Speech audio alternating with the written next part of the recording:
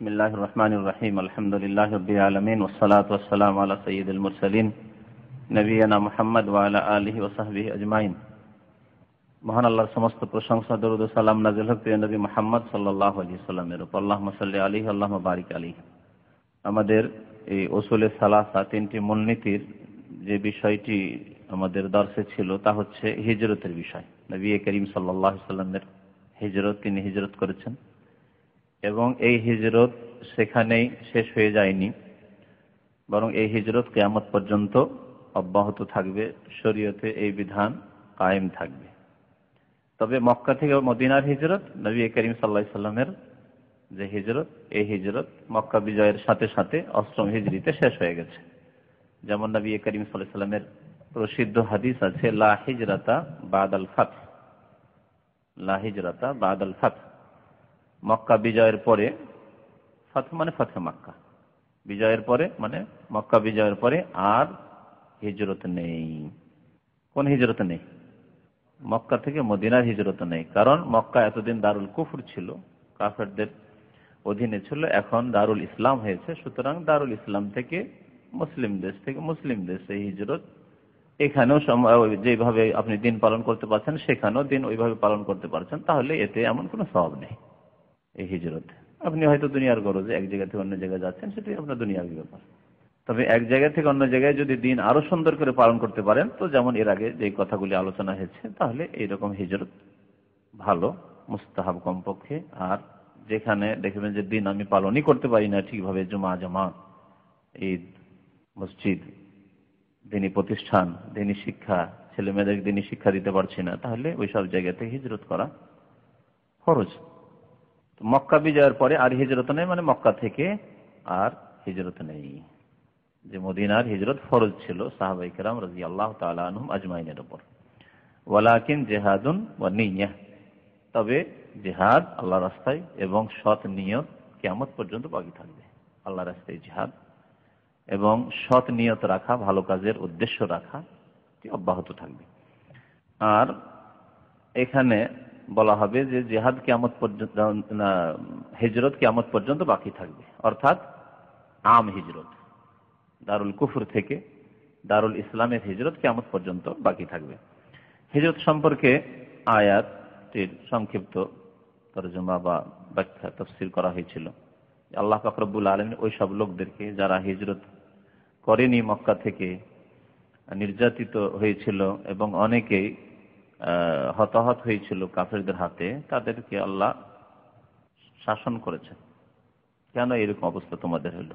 তোমরা হিজরত করতে পারতে, অথচ যদি হিজরত না করে থাকো তাহলে শাস্তির কথা আল্লাহ পাক রব্বুল আলামিন তাদের বলেছেন। এইরকম মানুষ যারা দিন পালন করতে পারছে না, অথচ সেখানে থাকছে, ছেলে মেয়েদেরকে সেখানে ইসলাম শিখার কোনো ব্যবস্থা নেই, অথচ সেখানে থাকছে শুধু দুনিয়ার গরজে, সেই ছেলে মেয়েদের ভবিষ্যৎ অন্ধকার, ইসলামী ভবিষ্যৎ, ইমানি ভবিষ্যৎ অন্ধকার, এমন এলাকায় বসবাস করা জায়েজ নয়। এর উপর যদি সেখানে ক্ষণিকের বসবাস করতে হয়, বেশ কিছু শর্ত সাপেক্ষ করা যেতে পারে। সেগুলির বিস্তারিত আলোচনা শেখ ইবনে উসাইমিন রাহমাতুল্লাহ আলাইহি তার এই কিতাবের শারহা মানে ব্যাখ্যাই করেছেন। সময় হলে এর উপরে বিশেষ একটি আলোচনা আবার করব। তবে কিতাবটিকে এগিয়ে নেওয়ার জন্য, কিতাবের ব্যাখ্যা এগিয়ে নেওয়ার জন্য এই বিষয়টিকে সংক্ষেপ করছি। আল্লাহ পাক রব্বুল আলামিন হিজরত করার জন্য উৎসাহিত করেছেন। এরকম অবস্থায় আল্লাহ ইরশাদ করেছেন সূরা আনকাবুতের আয়াত নম্বর 65-তে, ইয়া ইবাদিয়াল্লাযীনা আমানু, হে আমার মুমিন বান্দা, হে আমার ওইসব বান্দা, আল্লাযীনা আমানু, যারা ঈমান নিয়ে এসেছো, বিশ্বাসী হয়েছো, ইন্না আরদি ওয়াসিআহ, নিশ্চয় আমার পৃথিবী, আমার জমিন প্রশস্ত, ফাইয়ায়া ফাবুদুন, সুতরাং আমারই ইবাদত করো, আমারই ইবাদত করো। জমিন প্রশস্ত, যেখানে আল্লাহ পাকের সুন্দরভাবে ইবাদত বন্দেগী করতে পারবে, সেখানে গিয়ে আমারই ইবাদত বন্দেগী করো। ইমাম বাগাবী রহমতুল্লাহ আলাইহি মুফাসসির ছিলেন, তার তাফসীরের প্রসিদ্ধ কিতাব রয়েছে, তাফসীর বাগাবী নামে প্রসিদ্ধ এই তাফসীর, হাদিস দিয়ে তিনি তাফসীর করেছেন, তাফসীর বিল মাসুর। তিনি বলছেন সাবাব নুজুল হাযিহিল আয়াত ফিল মুসলিমিন, এই আয়াতটি যে নাযিল হয়েছিল মুসলিমদের সম্পর্কে, আল্লাযীনা বিমক্কা, ওই সব মুসলিম সম্পর্কে যারা মক্কায় ছিল, লাম ইউহাজিরু, আর হিজরত করেনি। তাদেরকে আল্লাহ বললেন যে হে বান্দারা, তোমরা মুমিন হয়েছো আল্লাহ পাকের জমিন প্রশস্ত রয়েছে, মক্কায় থাকতে হবে যেখানে নামাজ ঠিকভাবে আদায় করতে পারছো না, ইসলামের কথা প্রকাশ করতে পারছো না, নিজের ইমানের কথা, কলিমা পড়েছি, মুসলিম হয়েছি, মুমিন হয়েছি, প্রকাশ করতে পারছো না, এখানে থাকতে হবে তোমাদের। তোমাদের ধন সম্পদ আছে, বাড়িঘর আছে, জন্মভূমি ইত্যাদি, এসব অজুহাতে না। আল্লাহর জমিন প্রশস্ত, সুতরাং আল্লাহর প্রশস্ত জমিনে যেখানে স্বাধীনভাবে ভালোভাবে সুন্দর করে আল্লাহ পাকের ইবাদত বন্দেগী করতে পারবে সেখানে চলে যান। নাদাহুমুল্লাহ বিইসমিল ঈমান, আল্লাহ পাক তাদেরকে ঈমানের নাম দিয়ে আহ্বান করেছেন। ইয়া আইয়ুহাল্লাযীনা, কি বলে, ইয়া ইবাদিয়াল্লাযীনা আমানু, মুমিন বলে আখ্যায়িত করেছেন, মুমিন মুসলিম। সুতরাং তোমরা আল্লাহর জমিনে হিজরত করে যেখানে সুন্দরভাবে ইবাদত বন্দেগী করতে পারো সেখানে চলে যাও। ওয়াদ-দালিলু আলাল হিজরাতি মিনাস সুন্নাহ, হিজরত সম্পর্কে আয়াত হলো এই আয়াতটি। আরেকটি আয়াত সূরা নিসার গত সপ্তাহে বলা হয়েছে, ইন্নাল্লাযীনা তাওয়াফাহুমুল মালায়েকাতু যালিমি আনফুসিহিম, এই আয়াতের তাফসীর করা হয়েছে। এখন হাদিস থেকে একটি হাদিস পেশ করেছেন লেখক, নবী করিম সাল্লাল্লাহু আলাইহি সাল্লামের ইরশাদ। সুন্নাহ থেকে অর্থাৎ নবী সাল্লাল্লাহু আলাইহি ওয়াসাল্লামের হাদিস থেকে হিজরতের উপর দলিল যে এই হিজরত কিয়ামত পর্যন্ত বাকি থাকবে। কাউলুহু সাল্লাল্লাহু আলাইহি সাল্লাম, নবী করিম সাল্লাল্লাহু আলাইহি ওয়াসাল্লামের বাণী, লা তানকাতিউল হিজরাতু হাত্তা তানকাতিআত তাওবা, যতক্ষণ পর্যন্ত তওবার দরজা বন্ধ না হবে ততক্ষণ পর্যন্ত হিজরত বন্ধ হবে না। লা তানকাতিউল হিজরা, ইনকাতা মানে বিচ্ছিন্ন হয়ে যাওয়া, বন্ধ হয়ে যাওয়া, থেমে যাওয়া। তো হিজরত বন্ধ হবে না যতক্ষণ পর্যন্ত তওবা না বন্ধ হয়ে যায়। তওবা কখন বন্ধ হবে? বলছেন নবী করিম সাল্লাল্লাহু আলাইহি ওয়াসাল্লাম, ওয়ালা তানকাতু তাওবাতু হাত্তা তাতুলু আশ-শামসু মিন মাগরিবিহা, আর তওবা অতক্ষণ পর্যন্ত বন্ধ হবে না, তওবার দরজা, যতক্ষণ পর্যন্ত পশ্চিম দিকে সূর্য উদয় না হয়ে যাবে। পশ্চিম দিক থেকে সূর্য ওঠা পর্যন্ত তওবার দরজা পৃথিবীর মানুষের জন্য খোলা থাকবে, মুমিনের জন্য খোলা থাকবে, এমনকি কাফেরের জন্য কলিমা পড়ার দরজা খোলা থাকবে। সবচেয়ে বড় তওবা হচ্ছে শিরক কুফরি থেকে তওবা করা, আল্লাহর একত্ব তাওহীদের শাহাদাত দান করা, অঙ্গীকার করা, তাদের জন্য দরজা খোলা আছে। তো তওবার দরজা বন্ধ হওয়া পর্যন্ত হিজরত বহাল থাকবে, অর্থাৎ কিয়ামত পর্যন্ত। কিয়ামতের পূর্ব মুহূর্তে কিয়ামত হয়ে গেল, পশ্চিম দিক থেকে সূর্য উঠে গেছে, কিয়ামত, সেই দিন পর্যন্ত হিজরত বাকি থাকবে। শরীয়তের এই বিধান, কেউ এই বিধানকে ইসলাম থেকে খারিজ করতে পারবে না। এই ইখতিয়ার আল্লাহ পাক কাউকে দেন। নবী করিম সাল্লাল্লাহু আলাইহি ওয়াসাল্লাম কিয়ামত পর্যন্ত অব্যাহত থাকবে এই শরীয়তি বিধান, এবং মুসলিম উম্মাহ যারা কোরআন সুন্নাহ মোতাবেক জীবন যাপন করবে তারা এর প্রতি আমল করতে থাকবে। তাহলে হিজরত প্রয়োজনে হিজরত করতে হবে। আল্লাহ পাক যতটুকু যাকে সুযোগ দিয়েছেন, দুনিয়ার জন্য আজকে মানুষ হিজরত করছে, খুব হিজরত চলছে। করাচিতে বহু বাঙালি মানুষ ব্যবসা বাণিজ্যের জন্য হিজরত করে অনেক আগে থেকে এসে আছে। আর আজকালকার যুগে শুরু হয়েছে, যাক মুসলিম দেশ থেকে মুসলিম দেশে এসে এসছে, যদিও রুজি রুটির জন্য এসছে, ভালো কথাই। কিন্তু মুশকিলটা হচ্ছে যে মুসলিম দেশ থেকে কাফের দেশে চলে যাওয়া, যেখানে গিয়ে দিন পালন করা অনেকটাই অসম্ভব। আর নিজে যদি কোন রকম 40 বছর বয়স হয়ে গেছে, আর পাপ টাপ আর কি করবো, নামাজ রোজা করে জীবনটা ভালো কাটাই, ছেলে মেয়েগুলি না ইহুদি নাসারা হয় পুরোপুরি, আর না হলে সভ্যতা সংস্কৃতি ধর্মকর্ম ভ্রুক্ষেপ ওইসব কিছুই নেই। অধিকাংশ মানুষদের এই অবস্থা। সুতরাং এই অবস্থায় কোনো মতেই জায়েজ নয়। আপনি বলুন, আমাদের এক বন্ধু মানুষ ইসলামের দাওয়াতের কাজে যাওয়ার রাস্তা খোলা আছে, মনে রাখেন, কোরিয়া গিয়েছে, যেখানে একটিও ইসলামিক কোন ভালো প্রতিষ্ঠান যা আমার ভালো শিক্ষা দেব ইসলামী পরিবেশে নেই। তাহলে এইরকম জায়গায় গিয়ে, ঠিক আছে, দাওয়াত দেওয়ার জন্য গিয়েও থাকেন, তো আপনাকে আগে চিন্তা করতে হবে আমাকে দাওয়াতটা আগে কাকে দিতে হবে, কাকে দাওয়াত দিতে হবে আগে, কোরিয়াবাসীকে না আমার স্ত্রী আর ছেলে মেয়েকে? কাকে আগে নামাজি বানাইতে হবে, কোরিয়ার লোককে না আমার স্ত্রী ছেলে মেয়েদেরকে? তাহলে আমাকে দেখতে হবে যে আমি ঠিক আছে দাওয়াত দিতে এসেছি, কিন্তু আগে খুব আনফুসাকুম, আগে আমাকে নিজেকে বাঁচাতে হবে জাহান্নামের আগুন থেকে, পাপ থেকে, গুনাহ থেকে, ধ্বংস হওয়া থেকে, আল্লাহর আযাব গজব থেকে, ও আহলিকুম, নিজের পরিবারকে বাঁচাতে হবে। আমাকে দেখতে হবে যে আমার ছেলে মেয়েগুলি এখানে মানুষ হতে পারবে কিনা। মানুষ মানে আজকালকার ভাষায় বলছি না, কোরআন এবং হাদিসের আলোকে মানুষ মানে নামাজি হতে পারবে কিনা, শিরক মুক্ত হতে পারবে কিনা, নাস্তিকতা মুক্ত হতে পারবে কিনা, তাওহীদবাদী হতে পারবে কিনা, ইসলাম সম্পর্কে জ্ঞান হাসিল করতে পারবে কিনা। আমাকে বাধ্য হইতে হলো ইংলিশ মিডিয়ামে দিতে, ওখানকার সিলেবাসে পড়াতে, আর ইসলাম সম্পর্কে তেমন কিছুই শেখাতে পারলাম না। ওই ছেলেগুলো ওখানে যা শিখে আসছে, আব্বাকে এসে দেখছে যে আব্বা কি ওই ইসলাম ইসলাম আর দিনের কথা, ইসলাম কথা, ওইসব কথাবার্তা বলে। কত দেখো তো আজকে পৃথিবী কত উন্নতি করে চলে গেছে। তখন এই শ্রেণীর ছেলেরা কি মনে করে জানেন? মনে করে যে আমার আব্বা ও আদম কালের মানুষ, আমার মা ও আগে কালের মানুষ। এরা বুঝে না, দুনিয়া সম্পর্কে কোনো জ্ঞান নেই। যে আব্বার অন্তর ভরা শ্রদ্ধা ছিল বাংলাদেশের জমিনে, সৌদি আরবের জমিনে, মুসলিম দেশে, আব্বাকে তখন মনে করে মূর্খ জাহেল, কি জানে, দুনিয়ার খোঁজ খবর রাখে না। কিন্তু আব্বা যে যথেষ্ট জানে যে আমাকে আগে জাহান্নাম থেকে বাঁচাতে হবে, আমাকে, আমার ছেলে মেয়েকে, আমার স্ত্রীকে, আমার পরিবারকে, তারপরে আমার দুনিয়া করতে হবে, ভালো করে জানে। বাবা তোমাদের চাইতে, ছেলেদের চাইতে, মেয়েদের চাইতে আব্বা যথেষ্ট জানে যদি দিন সম্পর্কে তার জ্ঞান থাকে। তবে দাওয়াত দেওয়ার জন্য বেশ কিছুদিনের জন্য গেলাম, যেটার কুপ্রভাব আমার ছেলে মেয়েদের উপর পড়বে না, ভালো কথা। আমার ছেলেমেয়েরা সেখানে থেকে যদি ইসলাম যথেষ্ট শিখতে পারে তো অসুবিধা নেই। সৎ উদ্দেশ্যে গিয়েছি, নেকির উদ্দেশ্যে, আল্লাহর দিন প্রচার করার জন্য গিয়েছি। যেমন সাহাবাই কেরামরা, তাবেঈনরা আরব ছেড়ে দিয়ে, মক্কা মদিনা ছেড়ে দিয়ে, হেজাজ ছেড়ে দিয়ে সফর করেছেন, গিয়েছেন ভারত উপমহাদেশে, কেরালা গিয়েছেন, চিটাগাং গিয়েছেন, মাদ্রাজ গিয়েছেন, যে সামুদ্রিক এলাকাগুলি সেগুলিতে গিয়ে ইসলাম প্রচার করেছেন। সিন্ধু প্রদেশে গিয়েছেন তারা দিন প্রচার করার জন্য, দাওয়াত দেওয়ার জন্য, আল্লাহর রাস্তায় আল্লাহর দিনকে প্রতিষ্ঠিত করার জন্য তারা গিয়েছেন, ভালো কথা। কিন্তু নিজের ছেলে মেয়েদেরকে বাঁচিয়ে পাপ থেকে, শিরক থেকে, কুফরি থেকে, বেদিনী হওয়া থেকে, ইসলাম বিমুখ হয়ে যাওয়া থেকে, সব থেকে বাঁচিয়ে তারপরে অন্যদেরকে দাওয়াত দিতে হবে, নিজেকে, নিজের পরিবারকে সুরক্ষিত করে দিয়ে। নবী করিম সাল্লাল্লাহু আলাইহি সাল্লাম হিজরত করে মদিনা মুনাওয়ারা পৌঁছিলেন। এই মদিনা নাম হচ্ছে মদিনাতুর রাসূল সাল্লাল্লাহু আলাইহি ওয়াসাল্লাম। মদিনাতুর রাসূল সাল্লাল্লাহু আলাইহি ওয়াসাল্লাম, রাসূলুল্লাহ সাল্লাল্লাহু আলাইহি ওয়াসাল্লামের শহর। মদিনা মানে কিন্তু সিটি, মদিনাতুর দাম্মাম বলছে, মদিনাতুর রিয়াদ সিটি। নবী সাল্লাল্লাহু আলাইহি ওয়াসাল্লাম এই শহরের নাম, প্রথম নাম হলো মদিনাতুর রাসূল। তার আগে ইয়াসরিব নাম ছিল, ইয়া আহলা ইয়াসরিব লা মুকামা লাকুম, কোরআনে কারীমে সূরা আহজাবে রয়েছে। প্রাচীন জাহিলি যুগের নাম ছিল, এজন্য এই নামটিকে অপছন্দ করা হয়েছে, বলতে নিষেধ করেছেন নবী সাল্লাল্লাহু আলাইহি ওয়াসাল্লাম কিছু হাদিস। এমনি উল্লেখ করার জন্য যে আগের নাম এইরকম ছিল, কিন্তু আপনি বলবেন যে আমি ইয়াসরিব যাচ্ছি, না, ঠিক না।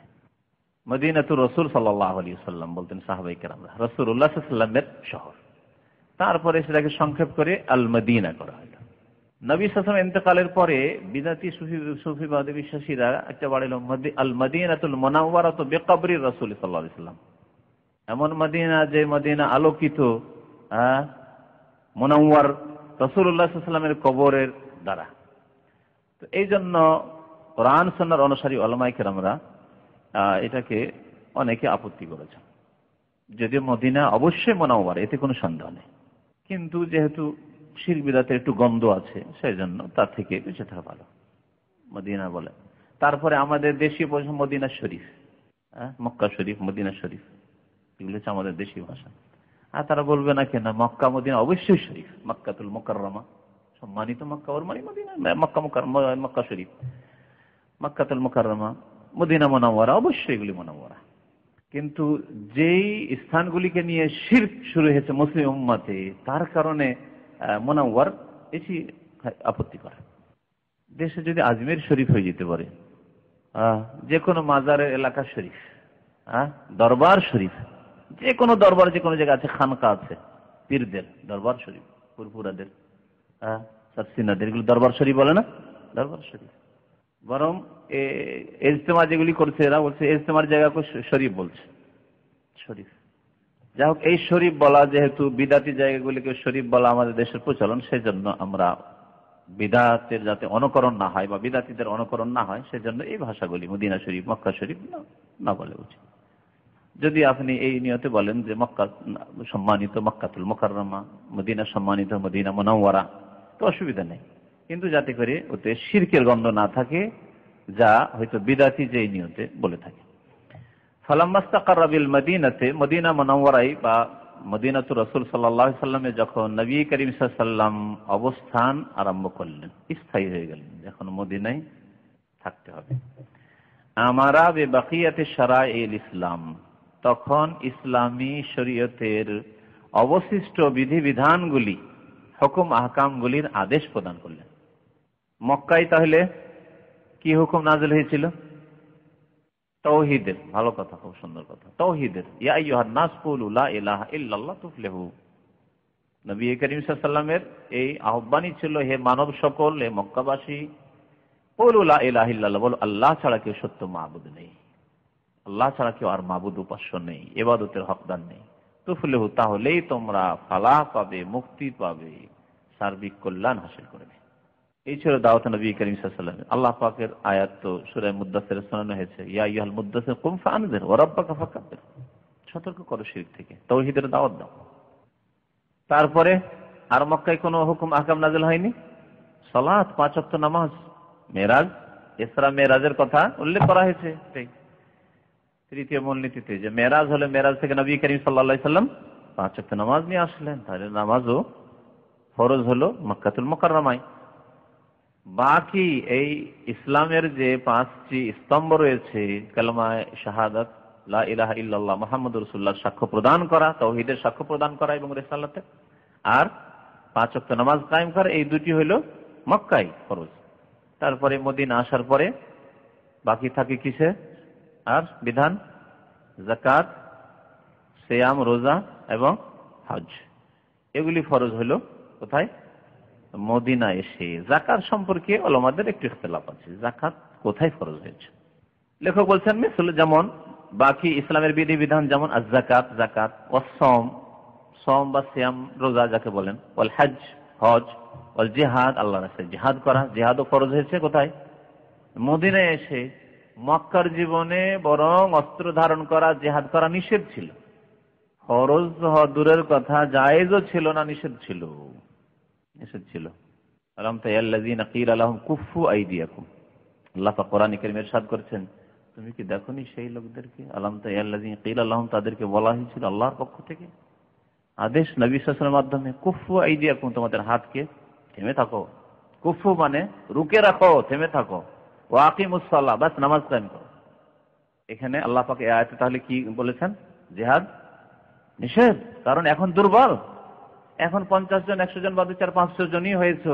তোমরা যদি অস্ত্র ধারণ করো আবু জাহল, আবু লাহাবের বিরুদ্ধে, তাহলে সমূলে বিনাশ করে দিবে। এখন এই ক্ষমতা আসেনি, তাহলে জিহাদ শর্ত সাপেক্ষ রয়েছে। তারপর আল্লাহ পাক বলেন, ওযানা লিল্লাযিনা ইউকাতালুনা বিআন্নাহুম যুলিমু, যাদের বিরুদ্ধে সশস্ত্র নেমে গেছে কাফেররা, যুদ্ধ করার জন্য নেমে পড়েছে কাফেররা, তাদেরকে ওযানা, অনুমতি দেওয়া হচ্ছে। তাহলে ফরজ করা হয়নি আয়াতে, প্রথম স্তরে জিহাদের অনুমতি দেওয়া হচ্ছে, যে তোমাদের উপর জুলুম হচ্ছে, তোমাদেরকে হত্যা করছে, ওযানা, অনুমতি দেওয়া হচ্ছে ওই মুমিনদেরকে যাদের বিরুদ্ধে কাফেররা অস্ত্র নিয়ে নেমে পড়েছে, বিআন্নাহুম যুলিমু, মজলুম হয়েছে তোমরা, তোমাদেরকে অনুমতি দেওয়া হচ্ছে। ওয়া ইন্নাল্লাহা আলা নাসরিহিম লাকাদির, আল্লাহ পাক তাদের সাহায্যের জন্য সর্বশক্তিমান। সুতরাং এখন তোমাদের অনুমতি দেওয়া হয়েছে, যদি দেখো যে আমরা পেরে উঠতে পারবো, তাহলে জায়েজ আছে। আল্লাহ পাক রব্বুল আলামিন আরেক স্তরে গিয়ে বলছেন, আরেকটু শক্তিশালী হয়ে গেছে, এখন শর্ত পুরা করে দিতে পেরেছে, পারবে এখন আল্লাহ পাকের মদদে নামবে, এবং পার্থিব যে কিছু শক্তির প্রয়োজন হয়, সেই শক্তিও তোমাদের আছে, আর ঈমানী শক্তি আছে। আল্লাহ পাক বলছেন, ইয়া আইয়ুহাল্লাযীনা আমানু কুতিবা আলাইকুমুল কিতালু ওয়া হুয়া কুরহুল লাকুম, তোমাদের উপর কিতালকে, যুদ্ধকে ফরজ করা হয়েছে, কিন্তু এটি তোমাদের মনের উপর বড় কষ্টকর। তো এই জিহাদের বিধান কোরআনে কারীমে রয়েছে, একে মানসুখ, রহিত করার, ক্যান্সেল করার কোনো এখতিয়ার কোনো জাতিকে নেই। তবে এক হচ্ছে রহিত করা, যার এখতিয়ার কাউকে নেই, আর হচ্ছে স্থগিত, আপাতত রাখা। আমাদের কাছে ওই শর্ত পুরা হয়নি, দুর্বল, সুতরাং এই অবস্থায় এর ক্ষতির দিকে বেশি না, স্থগিত, স্থগিত রাখেন। কোন জিনিসের বিলম্ব করা আলাদা জিনিস, আর একটা জিনিসকে অস্বীকার করা, অস্বীকার করা কুফর। কিন্তু এখন পেরে উঠছে না, এই জন্য স্থগিত রেখেছে। আজকে দুনিয়ার নেতারা স্থগিত রাখেন নিজের কর্মসূচি, আমাদের কর্মসূচিতে এগুলি আছে, কিন্তু স্থগিত রেখেছে। কমিউনিস্ট পার্টি রাশিয়া থেকে আর চায়না থেকে কমিউনিস্ট এসে পশ্চিমবঙ্গে, এখনো তারা স্থগিত রেখেছে তাদের কমিউনিজমকে, কমিউনিজমের এখন ফুল বাস্তবায়ন করেন। কতদিনের জন্য স্থগিত রেখেছে, করবে করবে না, বা সেটা মডিফাই করেছে, তাদের ব্যাপার সেটা। তাহলে দুনিয়ার লোকেরা নিজের কর্মসূচিকে স্থগিত রাখে, বিলম্ব করে, এখনো এরকম অবস্থা তৈরি হয়নি, যখন হবে তখন করব। কিন্তু আল্লাহর দ্বীনের বিধিবিধানের প্রতি ঈমান থাকতে হবে, যে আল্লাহ পাক আমাদের উপর এগুলি ফরজ করে রেখেছেন, সময় সাপেক্ষে যখন সময় হয়ে উঠবে, শর্ত পুরা করতে পারবো, তখন আল্লাহ এগুলি ফরজ করেছেন, আদায় করতে হবে। বল আজান, আজান, আজান কোথায় ফরজ হলো? মদিনায়। বল আমর বিল মারুফ, ভালো কাজের আদেশ দাও, ভালো কাজ করো, আদেশ দাও, মক্কায় ক্ষমতা ছিল না যে ভালো কাজের আদেশ দেবে। অন্যায় আনিল মুনকার, অন্যায় কাজে বাধা দেওয়া, মদ খাচ্ছে, জুলুম অত্যাচার করছে, কিছুই বলার নেই মুসলিমদের, অসহায় দুর্বল। অন্যায় কাজে বাধা দেওয়ার ক্ষমতা মক্কায় ছিল না, অন্তর থেকে ঘৃণা করা ছাড়া এর বেশি মুখে বলার হয়তো ক্ষমতা ছিল না। আল্লাহ পাক যখন ক্ষমতা দিলেন, শক্তিশালী করলেন মদিনায়, তখন এগুলি ফরজ হইল। ওয়াগাইরা যালিকা মিন শারাইল ইসলাম, এছাড়াও ইসলামের বহু বিধিবিধান, তার মধ্যে একটি হিজাব, পর্দা ৬ষ্ঠ হিজরিতে আল্লাহ পাক রব্বুল আলামিন ফরজ করলেন। সূরা আহজাবে পর্দার বিধান রয়েছে, সূরা নূরে রয়েছে, ওই আল্লাহ পাক ফরজ করলেন মদিনায়। যাকাত সম্পর্কে বলছিলাম শুধু, যে যাকাত সম্পর্কে ইখতিলাফ রয়েছে উলামায়ে কেরামদের, তাফসীরকারদের, যে মক্কায় ফরজ হলো যাকাত না মদিনায় ফরজ হলো। কি বলতে পারেন আপনারা? মীমাংসা। হ্যাঁ, যারা বলেছেন এইরকম, তারা সমন্বয় করতে চেয়েছেন দুই রকমের আয়াতের মধ্যে। বেশ কিছু মক্কি সূরা রয়েছে, মক্কায় নাযিল হয়েছে সূরাগুলি মক্কি সূরা, লেখা আছে অমুক সূরা মক্কি, আর ওই সূরায় যাকাতের কথা উল্লেখ করা হয়েছে। তাহলে কি করে বলবো যে মদিনায় যাকাত ফরজ, তো মক্কাতেই হয়ে গেল তাহলে। আর যাকাতের যেগুলি বিস্তারিত বিধিবিধানের আয়াতগুলি রয়েছে, সেগুলি মাদানী সূরায় রয়েছে। এই জন্য একদল বলছেন যে না, মদিনায় যাকাত ফরজ হয়েছে, আর একদল বলছেন না, যখন মক্কি সূরাতে ওই আয়াতগুলি রয়েছে কিছু যাকাতের, সুতরাং যাকাতের আসল হুকুম চলে এসেছে। যাকাত যে ইসলামের ফরজ, ইসলামের রুকন, স্তম্ভ, এই কথাটি আল্লাহ পাক মুসলিম মুমিনদেরকে জানিয়ে দিয়েছেন মক্কাতেই। নবী করিম সাল্লাল্লাহু আলাইহি ওয়াসাল্লামের উপর ওহী হয়ে গেছে। কিন্তু তার মাসলা মাসাইল বিস্তারিত। যাকাত কত পরিমাণ দিতে হবে, কত পরিমাণ ধন সম্পদ হলে, স্বর্ণ কত হলে, চাঁদি কত হলে, খাদ্যদ্রব্য কত হলে, উট কয়টা হলে, ছাগল কয়টা হলে, গরু গাভী কয়টা হলে দিতে হবে, এগুলিকে নিসাব বলা হয়। এই নিসাব পরিমাণ এগুলি নির্ধারিত হয়েছে, এগুলির বয়ান এসেছে মদিনায় হিজরতের পরে। তাহলে এইভাবে সমন্বয় হয়ে যাবে। আল্লাহ পাক রব্বুল আলামিন সূরা মাআরিজ 29 পারায়, সূরা মাআরিজ মক্কি সূরা, ইরশাদ করেছেন ওয়াল্লাযীনা ফি আমওয়ালিহিম হাক্কুম মালুম লিস-সাইলি ওয়াল মাহরুম। মুমিন তো তারাই এবং জান্নাতি তারাই যাদের ধন সম্পদে জানাশোনা অধিকার রয়েছে, হক রয়েছে, প্রাপ্য রয়েছে। কার? লিস-সাইলি, ভিক্ষুকদের জন্য, ওয়াল মাহরুম, আর যারা ভিক্ষা না করলে বঞ্চিত থেকে যায়, লজ্জা পায় চাইতে, কিন্তু অত্যন্ত অভাবী, ওরা বেশি হকদার। অভাব আছে কিন্তু তাদের মান সম্মান, বংশীয় মান সম্মান, ইমানি মান সম্মান, ব্যক্তিগত মান সম্মান, তা বাধা দিচ্ছে যে কি করে মানুষের কাছে চাইবো, খেতে না পেলে চাইতে পারে না, এরা বেশি হক রাখে। আল্লাহ পাক উভয়ের হকের কথা এই আয়াতে উল্লেখ করেছেন। যারা চাইবে ভিক্ষা করবে তাদেরকেও দাও অভাবী সেজন্য, আর যারা অভাবী কিন্তু লজ্জা পায় ভিক্ষা করতে, তাদেরকেও দাও আল মাহরুম, তারা যেন বঞ্চিত মাহরুম না থেকে যায়। মাহরুম করে দিলে চায় না, সেই জন্য দিলে না, খোঁজ খবর দিলে না, অথচ তোমার প্রতিবেশী, তোমার গ্রামবাসী, খবর অবশ্যই রাখতে হবে। তো এই বিধিবিধানগুলি মদিনায় ফরজ হলো, যেগুলির কথা উল্লেখ করা হলো। আখাযা আলা হাযা 10 সিনিন, মদিনায় এসে এর ওপর নবী করিম সাল্লাল্লাহু আলাইহি ওয়াসাল্লাম 10 বছর অতিবাহিত করলেন। 10 বছর কেটে গেল, 1 বছর 2 বছর করে। বিভিন্ন নবী সাল্লাল্লাহু আলাইহি ওয়াসাল্লামের জিহাদগুলি হলো, বদর হলো, ওহদ হলো, খন্দক হলো, খাইবার হলো, মক্কা বিজয় হলো, তায়েফের যুদ্ধ হলো, হুনাইনের যুদ্ধ হলো, বহু যুদ্ধ হলো, জিহাদ হলো, অনেক অভিযান পাঠালেন নবী করিম সাল্লাল্লাহু আলাইহি ওয়াসাল্লাম, সারিয়া হলো। তারপরে ওয়াবাদাহা তুফিয়া সালাওয়াতুল্লাহি ওয়া সালামুহু আলাইহি, তারপরে নবী করিম সাল্লাল্লাহু আলাইহি ওয়াসাল্লাম ইন্তেকাল করলেন, তুফিয়া, ওয়াফাত পেলেন। ওয়াফাত পাওয়া মানে কি? মৃত্যুবরণ করা। তুফিয়া আরবিতে বলা হয় আর মাতা বলা হয়, দুটোর মানে হচ্ছে ইন্তেকাল করা। জি, সাল্লাল্লাহু আলাইহি ওয়াসাল্লাম, নবী করিম সাল্লাল্লাহু আলাইহি ওয়াসাল্লামের তাহলে ইন্তেকাল হয়েছে। মওত যে আল্লাহ পাক প্রত্যেক ব্যক্তির জন্য নির্ধারিত করেছেন, কুল্লু নাফসিন যায়কাতুল মওত, প্রত্যেক ব্যক্তিকে মওতের আস্বাদন গ্রহণ করতে হবে। এটি হচ্ছে আল্লাহ পাকের কায়দা, নীতিমালা, এতে থেকে কেউ ব্যতিক্রম নেই। কুল্লু নাফসিন, যদি ব্যতিক্রম হইতো তো আল্লাহ পাক বলতেন, যেমন বলেছেন কুল্লু মান আলাইহা ফান ওয়া ইয়াবকা ওয়াজহু রাব্বিকা, পৃথিবীর সবকিছুই ধ্বংসশীল কিন্তু তোমার রবের সত্তা, রব ওয়াজ বলে আল্লাহ পাক রব্বুল আলামিনের মুখমণ্ডল, ওয়াজ আল্লাহর মুখমণ্ডল আল্লাহর মতো বলে তার সত্তাকে উদ্দেশ্য করা হয়েছে, কিন্তু আল্লাহ পাকের মুখমণ্ডল আছে এই কথাই এই আয়াত প্রমাণ করে। ওই রকম বলা হয়তো যে ওয়া রাসূলুহু, এবং তার রাসূল তিনি ইন্তেকাল করবেন না। যদি এটি আকীদার বিষয় হইতো এবং এটি যদি ইসলাম হইতো, এটি শিরক কুফরি না হইতো, তাহলে আল্লাহ পাক বয়ান করে দিতেন যে এর উপর তোমাদের ঈমান নির্ভরশীল। দেখো, যেমন আল্লাহ থাকবেন তেমনি নবীও ইন্তেকাল করবেন না। কুল্লু নাফসিন যায়কাতুল মউত ইল্লা রাসূলুল্লাহ বলছেন আছে কোথাও। তাহলে এই বিদাতীরা কিভাবে যে পথভ্রষ্ট হলো আল্লাহ পাক জানে। শয়তান আকীদার ক্ষেত্রে কাউকে ধ্বংস করেছে, কাউকে নামাজ রোজা হজ যাকাতের ক্ষেত্রে, ফারায়েজ ওয়াজিবাতের ক্ষেত্রে ধ্বংস করেছে, কাউকে হারাম খাওয়িয়ে হারাম কাজ করিয়ে সর্বনাশ করেছে, কাউকে বেদিন করে ধ্বংস করেছে। আল্লাহ পাক রব্বুল আলামিন বিভিন্ন মানুষকে বিভিন্ন ভাবে গোমরাহ করেছে। আলহামদুলিল্লাহ যে আল্লাহ পাক রব্বুল আমাদেরকে সহিহ আকীদা বোঝার তৌফিক দান করেছেন। বলুন আলহামদুলিল্লাহ। আল্লাহ পাক তার প্রতি চলার জন্য তৌফিক দান করেন। নবী করিম সাল্লাল্লাহু আলাইহি সাল্লামের আদর্শ সুন্নাত মোতাবেক সার্বিক ক্ষেত্রে জীবন যাপন আল্লাহ যেন তৌফিক দান করেন।